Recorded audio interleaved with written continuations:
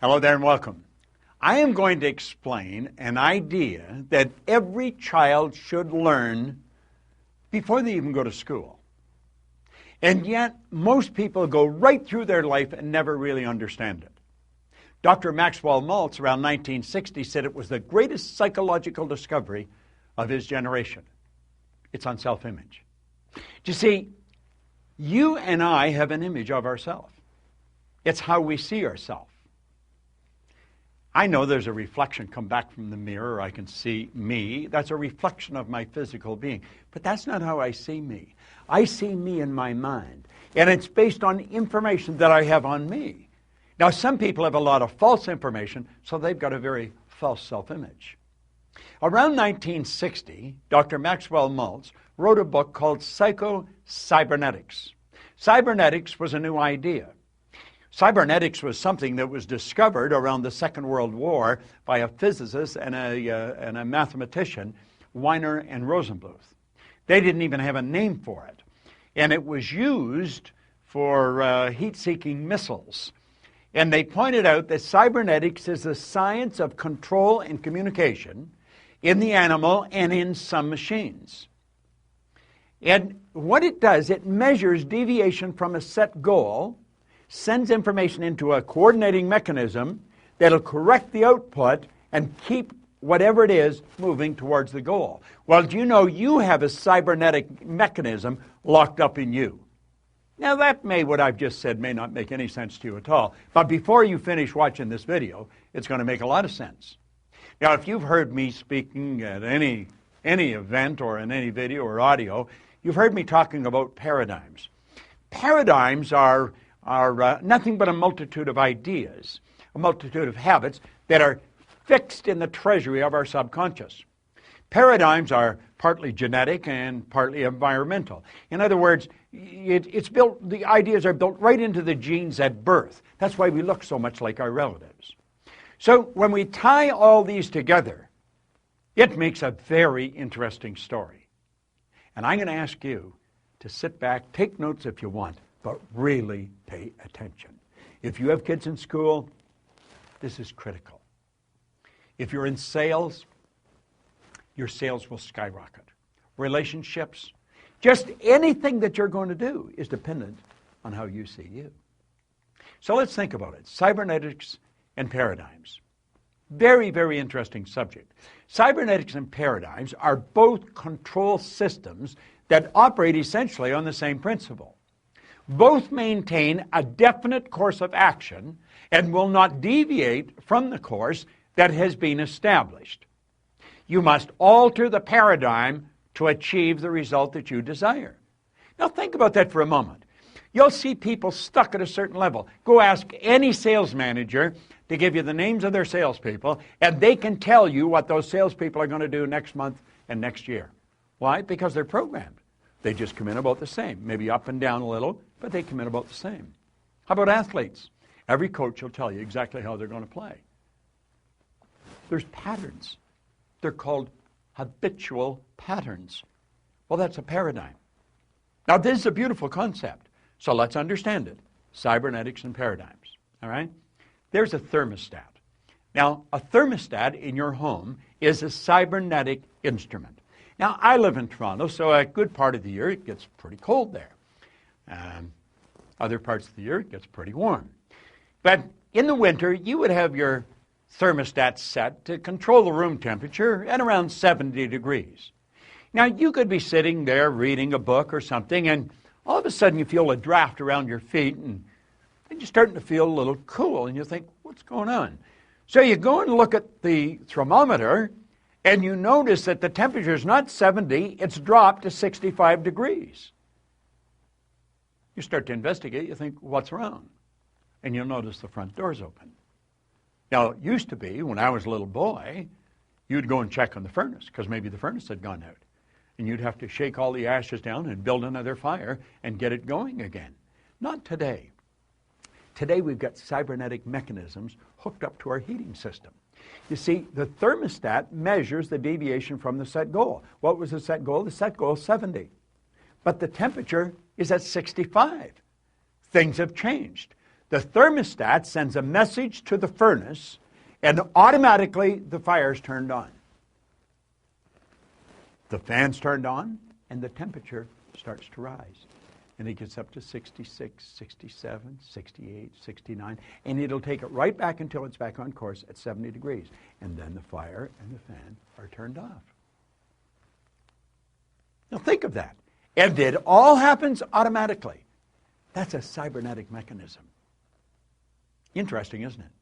Do you know you've got a cybernetic mechanism in you? Let's look at it another way. Let's look up at the sky. Here's a big plane. Now, the automatic pilot on a commercial plane is a cybernetic instrument. That's exactly what it is. And you see, a flight pattern is programmed into the plane's computer system. When the plane goes off course, the cybernetic system measures the deviation from the said goal, and it corrects the flight pattern. The plane is brought back on course. It's correct. Do you know a rocket going to the moon is off course 97% of the time? Let's take a look at it from a different perspective. There's a plane leaving Chicago, and it's flying to Paris. Now, when the plane leaves the vicinity, it's just getting off the ground. You see the wheels are still down. It's just getting up there. The automatic pilot is flipped on. The pilot could come back and have dinner with you. Now, they don't leave the cockpit, but they're not necessarily doing anything. It's all done automatically. And you see, when that plane's flying along, it gets hit by some turbulence, gets knocked off course. Do you know what happens? The cybernetic mechanism cuts in. It's activated, and it puts the plane back on course again. It all happens automatically. Pilot doesn't even have to do anything.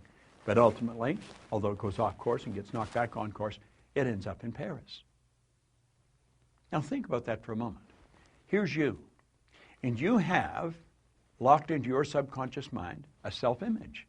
And that self-image operates like a cybernetic mechanism. Okay? Your self-image is a cybernetic instrument. Now, let's suppose your self-image is that you are overweight. Oh, you don't talk about it. You don't want anybody else to talk about it. But inside you feel you're overweight. And you just get to a point where you can't handle it anymore, so you make a decision, I'm going to go on a diet, and you instantly move into action. Now what happens? Well, you start to lose weight. Why? You're starving yourself. You don't eat anything white, and on we go. No more chocolate. Why? Because they make you fat. That's not what makes you fat. It's the image that makes you fat. If you had a skinny image, you could eat all the chocolate in the world. You just pass off what's not needed for the manifestation of the image through your eliminative system. Eliminative system is one of the systems in your body. Now here's the point. When a person who is overweight goes on a diet without changing or altering the self-image, any weight loss is temporary. That's why people gain and lose tons in a lifetime. Say they lose it, you're automatically programmed to find whatever you lose. The self-image, being a cybernetic instrument, measures the deviation from the set goal and immediately corrects the course. The weight that was lost will be found. You see, you look at the scales, you don't relate. That's not really me. That's not really me. So what happens? The weight's put back on again. Isn't that interesting? I know. If you have a weight problem, you're saying, damn, I never knew that. Well, now you do know it. But you see, if you're going to change the weight, you've got to change the paradigm. That's what our company's all about. We help people change paradigms. We help them live in the body they want to live in. I'm so happy and grateful now that I'm at my perfect weight. I'm looking good. I'm feeling great. You can do that. You can live the way you want to live. You're God's highest form of creation. Where's another area that we could use? Well, you can use it in any area. Let's take a child in school. Now, this is all in Psycho-Cybernetics, Dr. Maxwell Maltz's book. And here's something else. What's the point of making heroic vows of amendment if the same old lawbreakers are going to keep them? I am going to take the weight off. But you don't change the lawbreaker, the paradigm. Emerson was right. Of what use to make heroic vows of amendment if the same old lawbreaker is going to keep them? Let's look at a student in school, all right? Now, there's the subconscious mind, okay? And the student, the image, child has an image. You see, the child's self-image is a cybernetic instrument. That's exactly what it is. And the child has an image of poor grades. This is biographical, by the way, because that's the image I used to have. And I got them. Sure did get them. And you see, when a person is receiving poor grades in school, it's an expression of a self-image. It's the self-image they hold that they're expressing. The person believes they are not very bright. They, of course, receive a report card that reflects the poor image that they've got. And they take the report card home, and there's trouble in River City. I mean, I lived with this all the time I was in school. The child's grounded. They're made to study. Now, what the parent doesn't know and what the child doesn't know is really rather sad. See, the child cram, and the marks go up. But what the parent and the child do not understand, the parent is unaware that the real problem has the child. They have them give up recreational activities. They make them study. The grades improve, but the improvement's temporary. Why? The child has never changed the self-image. Parent doesn't even understand self-image in most cases, and certainly the child doesn't. And so what happens? Well, they got a good test. When the report card comes out, nothing's changed. Now, why would people live that way? They live that way because they don't know any different. And that is rather sad.